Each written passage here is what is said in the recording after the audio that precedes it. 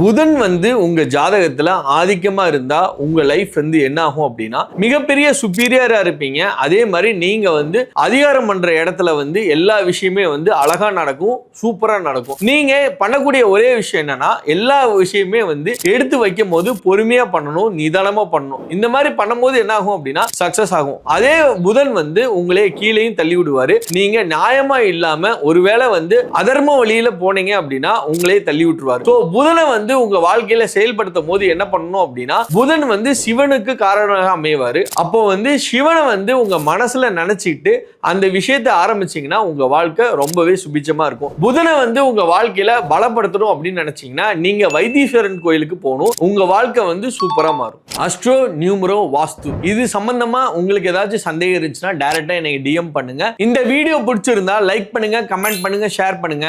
மறக்காம மணி டீகோடர் சேனலை ஃபாலோ பண்ணி வச்சுக்கோங்க.